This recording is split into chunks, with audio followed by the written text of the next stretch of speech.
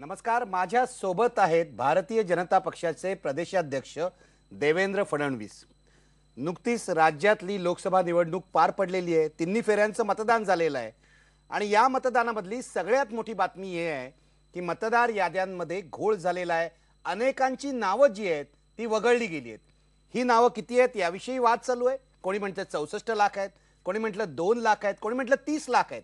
पण या आकड्यापेक्षा महत्त्वाचं आहे की काही नागरिक मतदानाच्या हक्कापासून वंचित झाले. या सगळ्याबद्दल आणि लोकसभा निवडणुकीबद्दल बोलायला माझ्या सोबत आहेत देवेंद्र फडणवीस. थेट त्यांच्याकडे जाऊया. देवेंद्रजी, स्वागत तुमचं IBN लोकमतमध्ये. माझा पहिला प्रश्न आहे, आत्ताच ताजी बातमी आली आहे, निवडणूक आयुक्त HS ब्रह्मा यांनी महाराष्ट्रातल्या मतदारांची माफी मागितलेली आहे की नावं वगळल्याबद्दल. आणि ते असं म्हणाले आहेत की मतदारांचं जरी कर्तव्य असलं की हे तपासून घेणं, तरी प्राथमिक कर्तव्य आहे निवडणूक आयोगाचं की सगळ्या मतदारांना मतदान करू देणं. ते झालेलं नाहीये, मोठा घोळ झालाय. ते असं म्हणतात की पहिल्यांदाच मतदार याद्यामध्ये मोठा घोळ झालेला दिसतोय. हे सगळं सुधारलं जाईल विधानसभेच्या निवडणुकीच्या वेळेला आणि त्यांनी चूक मान्य केलेली आहे या सगळ्या घोळाची. तुमची प्रतिक्रिया काय आहे? पहिली गोष्ट, मी श्री ब्रह्मे यांचं अभिनंदन करतो, ब्रह्मा यांचं अभिनंदन करतो की त्यांनी चूक कबूल केली. पण केवळ चूक कबूल करून चालणार नाही, करेक्टिव्ह त्याचं ॲक्शन घ्यावं लागेल. याचं कारण, ज्या लोकांना आपण मतदानापासून वंचित ठेवलं आहे त्यांना लोकशाही प्रक्रियेपासून आपण वंचित ठेवलेलं आहे. त्यामुळे आमची मागणी आहे की ज्यांची नावं होती, ज्यांचे पत्ते बदललेले नाहीत, ज्यांचा जो वोटर कार्ड आहे पण तुमच्या घोळामुळे ते डिलीटेडच्या लिस्टमध्ये आले आहेत, यांना 16 तारीख अजून दूर आहे.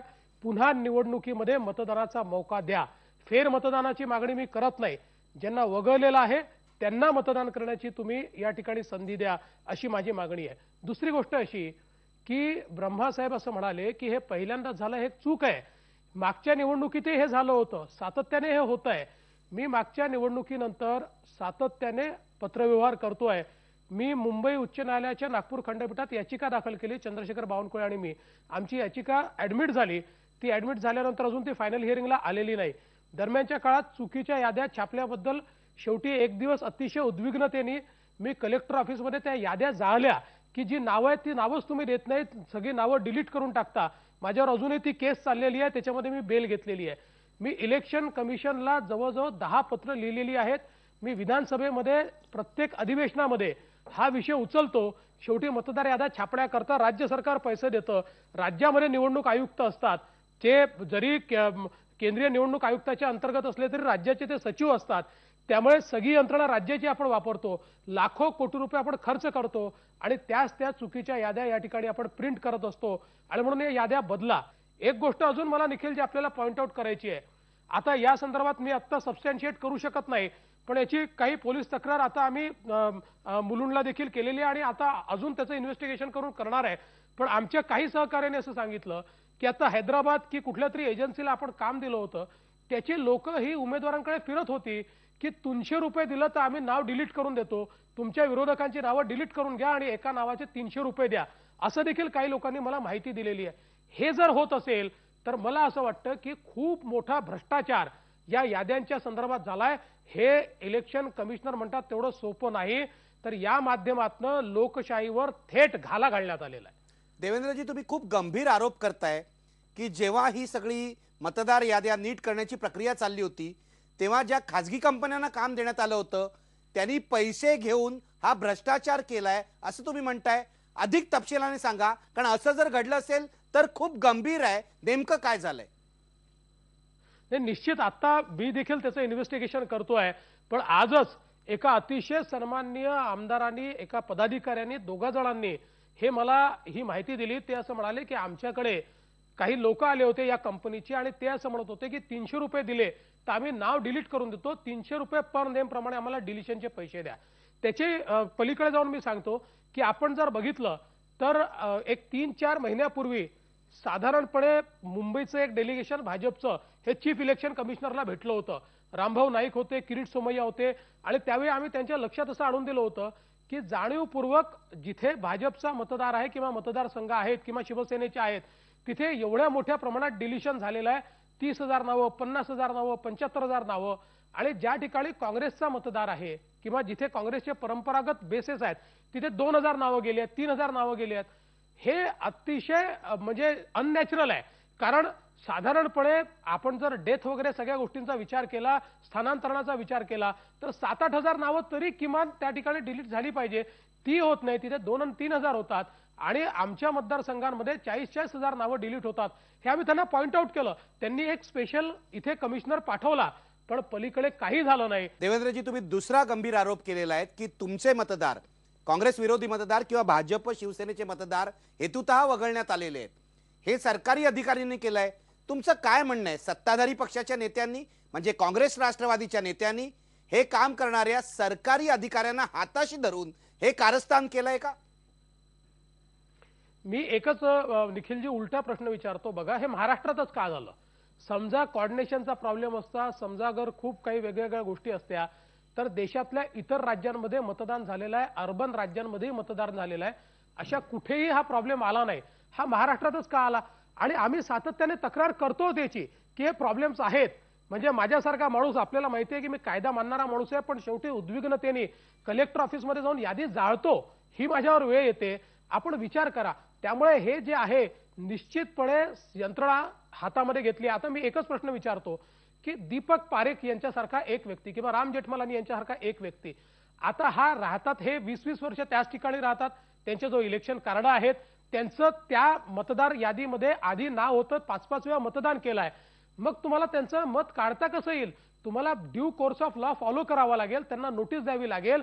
समजा त्या ठिकाणी ते सापडले नाहीत तर तुम्हाला त्याचा पंचनामा करावा लागेल. हे कुठे केलंय सांगा? मुंबईमध्ये कन्सल्टेशन झालं होतं, चीफ इलेक्शन कमिशनर आले होते आणि मुंबईच्या विधी महाविद्यालयामध्ये एक मोठा कार्यक्रम झाला होता. त्याही कार्यक्रमामध्ये मला निमंत्रित करण्यात आलं होतं आणि मी सगळ्या बाबी मांडल्यानंतर चीफ इलेक्शन कमिशनरनी 3 वर्षापूर्वीची 2-2.5 वर्षापूर्वीची गोष्ट आहे, हे सांगितलं होतं की खरं आहे महाराष्ट्रातल्या याद्या ह्या चुकीच्या आहेत आणि त्याच्यामुळे आम्ही या याद्या पूर्ण एक्सटेन्सिव्ह रिव्हिजन किंवा ज्याला डी नोव्हो तयार करणं आहे हे आम्ही हातामध्ये घेणार आहोत. पण हे होत का नाही हे मला समजत नाही. त्यामुळे कुठेतरी ही जी ऑडॅसिटी आहे किंवा ही जी मुजोरी आहे की तुमची जबाबदारी, आमची काही जबाबदारी नाही, आम्ही वाटेल तसं पार पाडू, तुम्हाला द्यायचं असेल तर द्या, नाही तर देऊ नका, हे जे सरकारी ॲटिट्यूड आहे हा लोकशाही विरोधी आहे. मी ब्रेक घेणार आहे देवेंद्रजी आणि मग तुमच्याकडे येणार आहे, पण त्याआधी मला हे विचारायचं आहे, तुम्ही शब्द जे वापरले आहेत मुजोरी आहे, तुम्हाला असं म्हणायचं आहे की महाराष्ट्राचे जे मुख्य निवडणूक अधिकारी आहेत आणि त्यांचे जे सहकारी आहेत म्हणजे सर्व कलेक्टर्स आहेत यांनी आपली घटनात्मक जबाबदारी जी आहे ती पार पाडली नाही, ते जबाबदारीने वागले नाहीत? बघा, आता या ठिकाणी हे स्पष्टच दिसत आहे की ज्या ज्या ठिकाणी घोळ झालेला आहे, आता मुख्य आयुक्तांचा त्याच्यातला रोल किती असतो हा देखील एक महत्त्वाचा विषय आहे. त्यामुळे खाली जे कलेक्टर असतात यांचा मेन रोल असतो आणि कलेक्टरांनी जर काम केलं नाही आणि जर आयुक्तांकडे कंप्लेंट केली तर त्यांनी त्याच्यावर सुपरविजन करायचं असतं, त्याच्यावर कारवाई करायची असते. त्यामुळे प्रायमरी रोल हा त्या जिल्ह्याच्या कलेक्टरचा आहे. आणि हे तर मी अगदी स्पष्टपणे सांगेन, म्हणजे जसं महाराष्ट्राच्या आयुक्तांच्या बद्दल माझी नाराजी आहे की त्यांनी याच्या पाहिजे तेवढं लक्ष घातलेलं नाही, पण त्याहीपेक्षा माझी नाराजी ही त्या ठिकाणच्या कलेक्टरवर आहे की तुमच्या अखत्यारीत अशा प्रकारे पूर्णपणे यादीचा सत्यानाश होतोय आणि तुम्ही 60-60 हजार नावं डिलीट करता, 50-50 हजार नावं डिलीट करता. त्यावेळेस तुम्ही विचारतही नाही तुमच्या आरोजला किंवा तुमचे जे विधानसभेचे प्रमुख आहेत त्यांना विचारतही नाही की बाबा तू माझ्या सही करता ही 10,000, 20,000, 25,000 नावं पाठवली आहेत डिलिशनला, तर हे तू चेक केली आहेत का? यात तू काय प्रोसेस केली आहे? Due process of law follow केला आहे की नाही? स्पॉट इन्स्पेक्शन केलं आहे की नाही? त्यांना कारणे दाखवा नोटीस दिली आहे की नाही? हे काहीच विचारत नाही. थेट सही करताना एक दिवशी तुम्ही 50-50 हजार लोकांचा मतदानाचा हक्क घालून टाकता. मग याला मुजोरी नाही म्हणायचं तर काय म्हणायचं? अगदी बरोबर आहे. म्हणूनच मला विचारायचं आहे की निवडणुकीचं काम धडपणे न पार पाडणं, नीट पार न पाडणं हा गुन्हा आहे, तुम्हाला माहिती आहे. अशा अधिकाऱ्यांवर कारवाई होऊ शकते. या प्रकरणामध्ये कारवाई कुणावर झाली पाहिजे? पहिली गोष्ट, याच्यातली सगळ्यात महत्वाची कारवाई ज्या लोकांनी डिलिशन केलाय, कारण डिलिशन करताना ड्यू प्रोसेस करावी लागते, ती प्रोसेस झालेली नाही आणि त्यामुळे पहिली कारवाई त्यांच्यावर. दुसरी कारवाई, त्यांच्यावर सुपरविजन करण्याचे अधिकार ज्यांना दिले होते आणि ज्यांनी सुपरविजन केलेलं नाही त्यांच्यावर कारवाई झाली पाहिजे. आणि ही सगळी व्यवस्था ढिसाळ ठेवलेली आहे, त्याच्याकरता जबाबदार जे अधिकारी असतील त्या सगळ्यांवर कारवाई झाली पाहिजे. लोकशाहीमध्ये मतदार याद्यांचा घोळ हा लोकशाहीचा मुडदा पाडणं आहे, हा खून आहे लोकशाहीचा. कारण तुम्ही जे लेजिटिमेट मतदार आहे त्या लेजिटिमेट मतदारांना त्यांच्या अधिकारापासून वंचित ठेवताय. लोकशाहीत याच्यापेक्षा मोठं पापच असू शकत नाही. त्यामुळे कारवाई झालीच पाहिजे. देवेंद्र फडणवीस, मी एक ब्रेक घेतो आणि तुमच्याकडे परत येतो, कारण मतदार याद्यांबद्दल आपण बोललोय, पण महाराष्ट्रात झालेल्या लोकसभा निवडणुकीबद्दल मला तुमच्याकडे यायचंय. ब्रेक घेऊया आणि परत येऊया. देवेंद्र फडणवीस यांच्याशी बातचीत आपण चालू ठेवणार आहोत.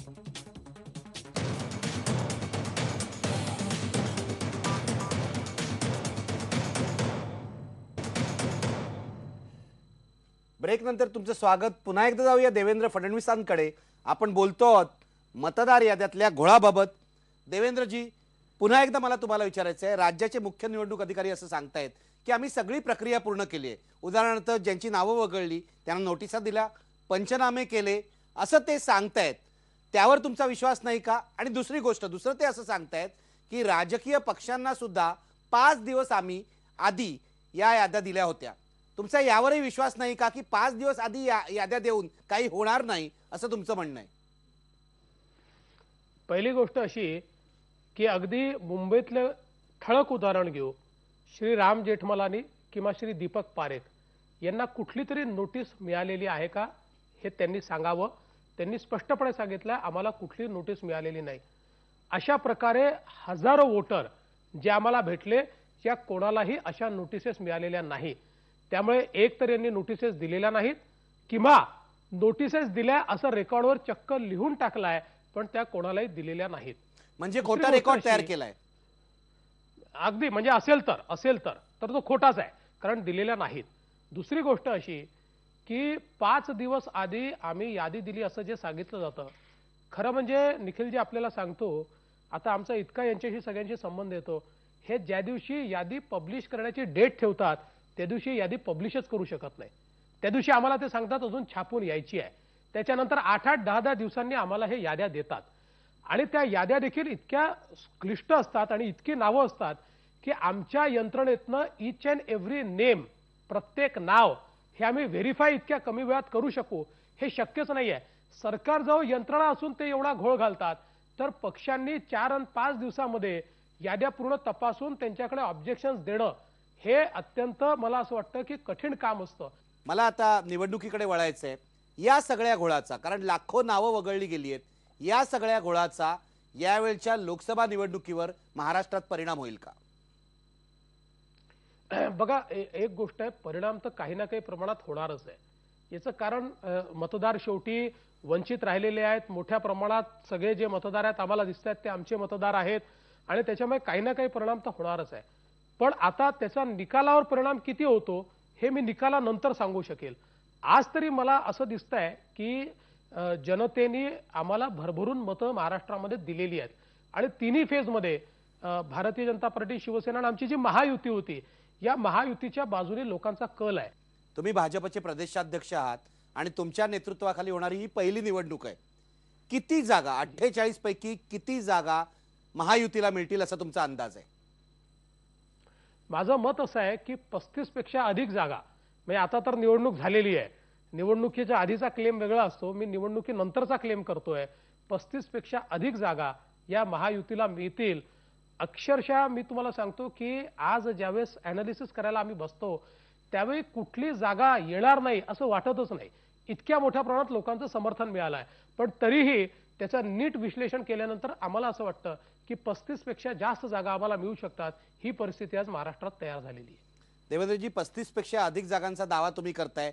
16 मेला स्पष्ट होईल प्रत्यक्षात काय होतंय. पण आणखी एक ब्रेक घेतो आणि तुमच्याकडे परत येतो. ब्रेक घेऊया आणि ही रंगलेली बातचीत जी आहे ती पुढे चालू ठेवूया.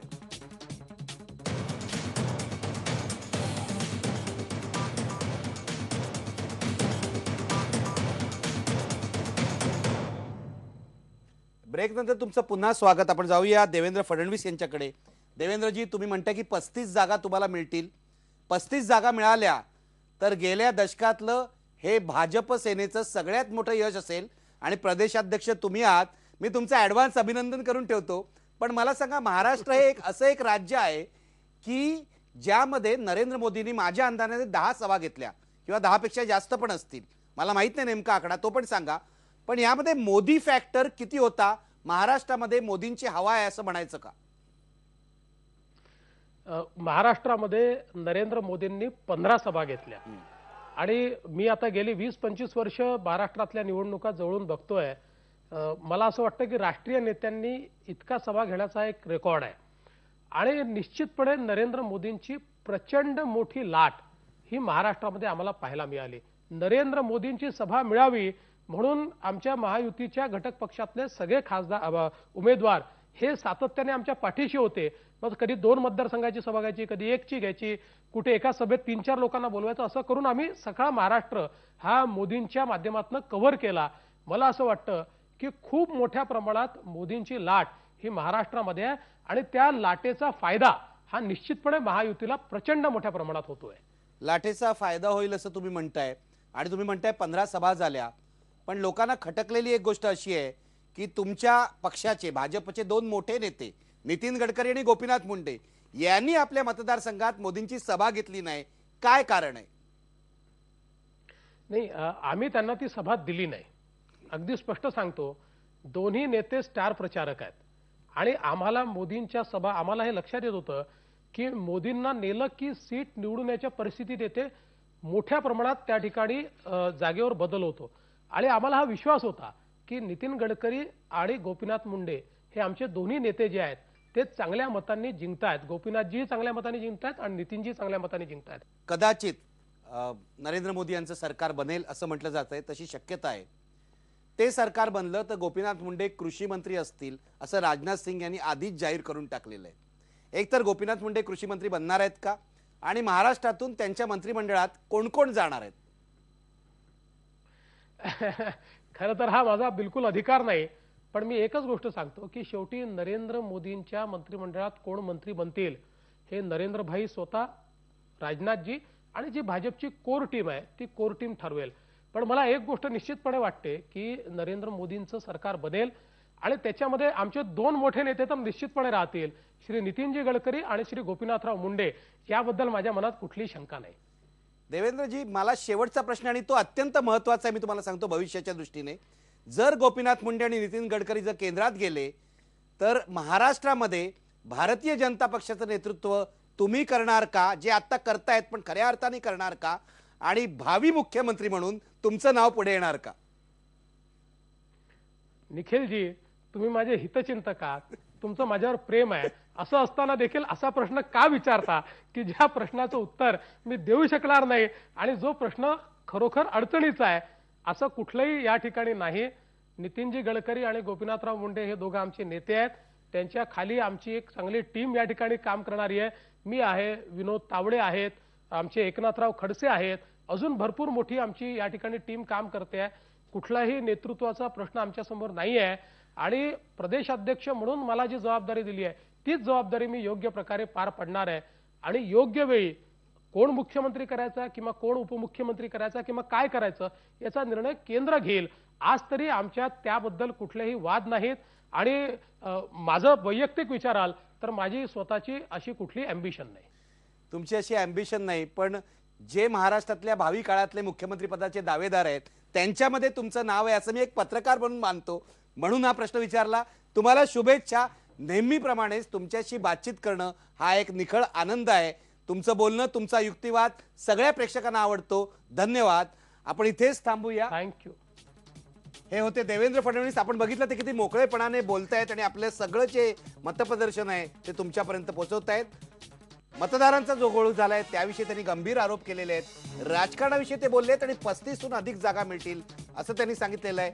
इथेच थांबतो.